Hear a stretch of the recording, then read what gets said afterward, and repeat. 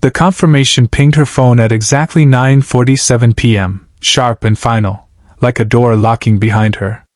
For a second, she thought it had to be a glitch. She refreshed the screen once.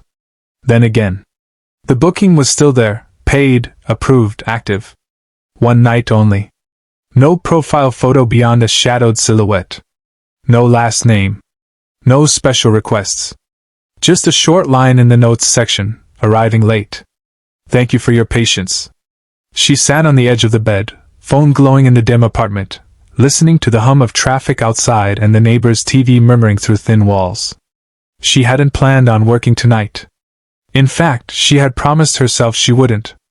But promises were easy to make when rent wasn't due and loneliness didn't creep in after dark. This city had a way of squeezing people, quietly, politely, until they said yes to things they once swore they never would. She exhaled slowly and stood up, smoothing her shirt, telling herself it was just another client, just another night, just another story she wouldn't remember in a year. Still, something about the booking felt different. Most late-night requests came with urgency or arrogance, loaded with demands, emojis, or careless confidence. This one was almost respectful. Minimal. Calm. As if the person on the other end didn't want to take up too much space. She checked the mirror. Tired eyes, composed face. Good enough. Outside, rain began to fall, soft at first, then steadier, tapping against the window like impatient fingers. She moved around the room, setting things in order more out of habit than necessity. The clock crept forward. 10 minutes passed. Then 20. She wondered if he would cancel.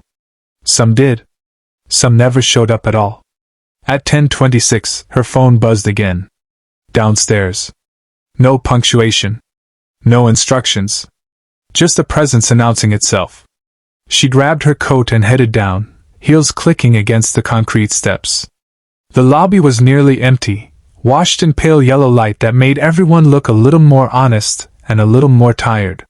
The security guard glanced up, nodded, then went back to his newspaper. And then she saw him. He stood near the entrance, shaking rain from his coat, tall but not imposing, shoulders slightly slumped like someone who had carried weight for too long. He wasn't what she expected, no flashy suit, no expensive cologne filling the air, no restless checking of his phone. He wore dark jeans, a plain sweater, and a coat that had clearly seen better days but had been cared for with quiet attention. His hair was damp, pushed back with his fingers, revealing a face marked not by age but by responsibility. When he noticed her, his expression shifted, not hunger, not entitlement, but relief. "Hi," he said, voice low and steady. "I'm Evan." Something in the way he said it, like he was offering the name, not using it, caught her off guard. She nodded. "You're right on time. Sorry about the rain," he added, as if the weather were somehow his fault. "Traffic was worse than I expected." "No problem," she replied automatically, though she was already noticing details she couldn't explain. The way he stood slightly angled toward her, giving space. The way his eyes met hers without scanning or measuring. The way his hands were empty, no phone, no keys jangling, no signs of impatience. They rode the elevator in silence. Not the uncomfortable kind, but the cautious kind, like two people approaching a fragile agreement. She studied his reflection in the mirrored wall. There was something familiar about him, not in a personal way, but in the way people look when they are used to being watched yet crave invisibility.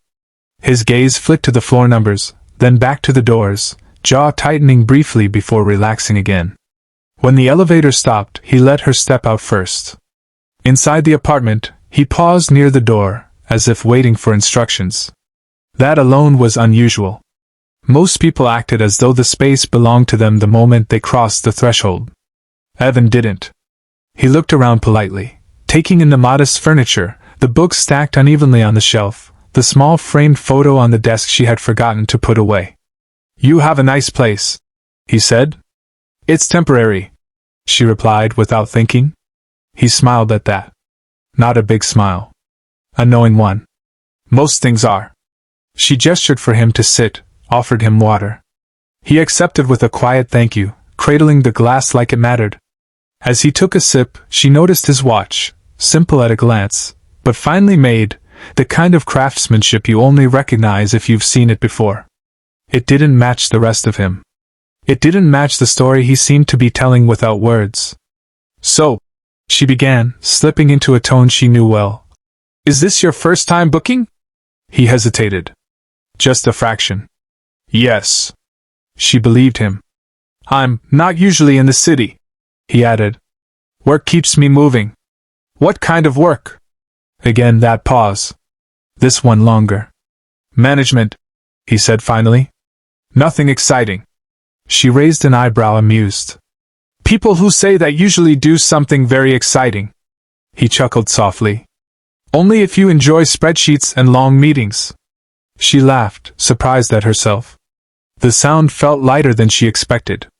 The rain outside grew louder, streaking the windows, wrapping the night in a cocoon of white noise. They talked. Not about expectations or rules or time limits, but about small things. The absurd price of coffee. The way the city changed after midnight. How silence could be comforting instead of awkward if you let it.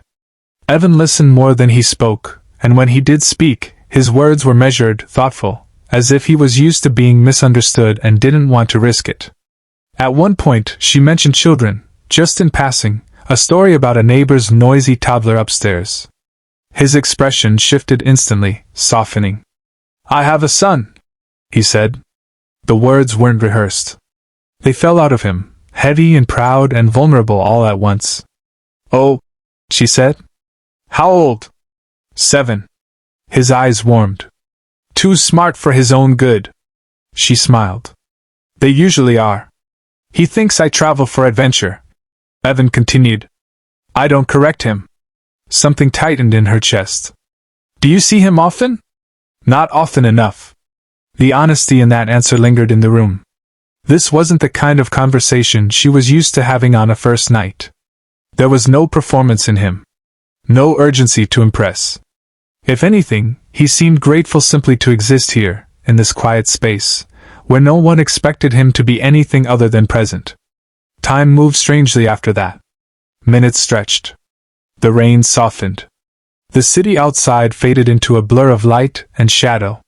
She found herself noticing the lines at the corners of his eyes, the faint scar near his knuckle, the way he exhaled slowly as if letting go of something invisible.